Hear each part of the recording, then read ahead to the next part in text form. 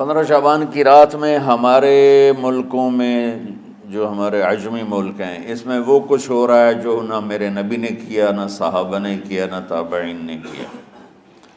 عجیب و غریب عبادات گھڑ لی ہیں، عجیب و غریب اس کے اعمال بنا لیے ہیں اپنی طرف سے، اور مسجدیں بھری ہوتی ہیں اور روشنیاں لگی ہوتی ہیں اور آتش بازی ہو رہی ہوتی ہے۔ میرے نبی نے اس رات کی فضیلت بتائی، عمل کوئی نہیں بتایا۔ جیسے یہاں کوئی صلاۃ تسبیح کی جماعت کرا رہے ہوتے ہیں، کوئی اجتماعی تہجد پڑھ رہے ہوتے ہیں، کوئی دیگیں چڑھا رہے ہوتے ہیں، کوئی آتش بازی کر رہے ہوتے ہیں، تو وہ اس میں اتنا غلو ہو گیا ہے کہ یہ بھی ٹھیک نہیں۔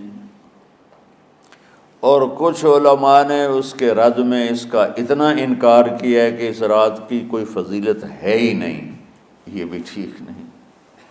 اس بیچ کا راستہ، اس رات کی فضیلت میں جتنی احادیث ہیں وہ ضعیف ہیں، لیکن اتنی کثرت سے ہیں کہ ان سب کا مل کر جمع ہو کر کم از کم وہ حسن لغیر ہی تک تو پہنچ جاتی ہیں۔ اور ابن عثیمین رحمۃ اللہ علیہ نے بھی یہ لکھا ہے کہ زیادہ سے زیادہ ان احادیث کے مجموعے سے، چونکہ اگرچہ ضعیف ہیں لیکن کافی زیادہ ہیں، تو وہ حسن لغیر ہی تک پہنچ جاتی ہیں۔ تو حسن لغیر ہی سے کوئی عمل ثابت نہیں ہوتا، عمل ثابت ہوتا ہے صحیح حدیث کے سے۔ ایک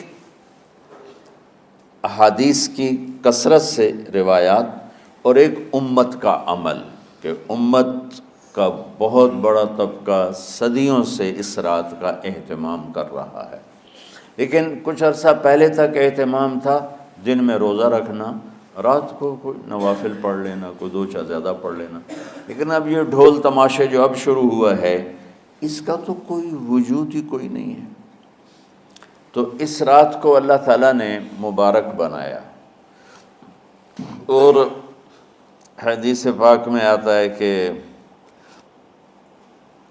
اللہ تعالیٰ اس رات میں ساری دنیا کے لوگوں کی بخشش فرماتا ہے سوائے 5 آدمیوں کے۔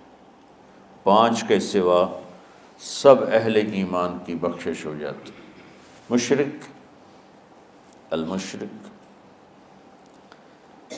پہلا مشرک، دوسرا مشاحن، مشاحن کیسے کہتے ہیں؟ دل میں بغض رکھنے والا، کینہ رکھنے والا۔ تیسرا مسبل ازارہ، اپنے پاجامے شلوار چادر کو ٹخنوں سے نیچے تک لے جانے والا، لیکن ایک شرط کے ساتھ کہ وہ تکبر کی وجہ سے ہو، سستی کی وجہ سے ہے، غفلت کی وجہ سے ہے۔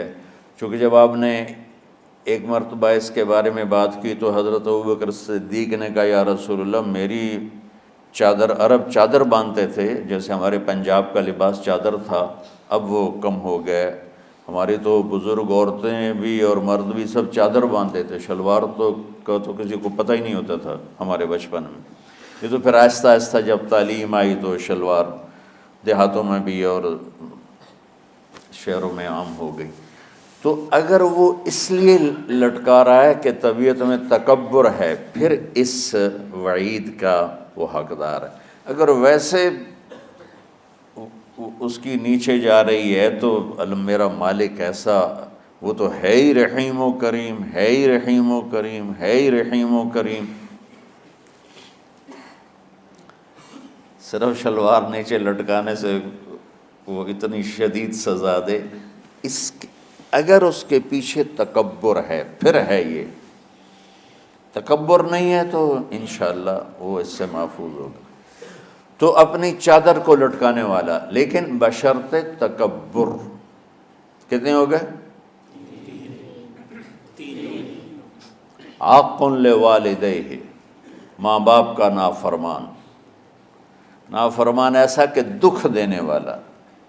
چھوٹی موٹی اونچ نیچ تو ہر بچے سے ہو جاتی ہے، نہیں، جن نے والدین کو ٹکڑے ٹکڑے کر دیا ہو اور ان کو دکھ دے دے دے دے کے ان کا سینہ چیر دیا ہو، چونکہ آپ کہتے ہیں پرزے پرزے کرنا کسی چیز کو، تو اپنے دکھ دے کر اپنی بدتمیزی کے ساتھ اس نے ماں باپ کا دل زخمی کر دیا ہو، ایک یہ نہیں معاف ہوتا۔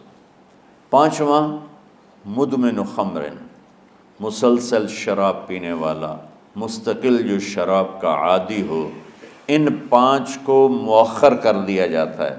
معافی نہیں ہونے کا مطلب یہ نہیں کہ اللہ تعالیٰ کبھی معاف نہیں کرے گا، معافی نہ ہونے کا مطلب یہ ہے کہ یہ پانچ ایسے گناہ ہیں کہ اس کی وجہ سے بخشش رک جاتی ہے۔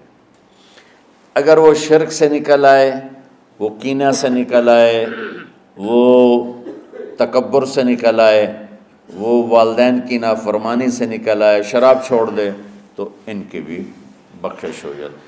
جب کوئی توبہ کرے گا فوراً بخشش ہو جائے گی۔ نہ 15 شعبان کی ضرورت ہے، نہ لیلۃ القدر کی ضرورت ہے، نہ بیت اللہ جانے کے ساتھ توبہ کی شرط ہے۔ جہاں بھی وہ بیٹھ کے توبہ کرے گا، جس لمحے میں کرے گا، اسی وقت اس کی توبہ قبول ہوگی اور اللہ اس کے پچھلے سارے گناہوں کو معاف فرما دے گا۔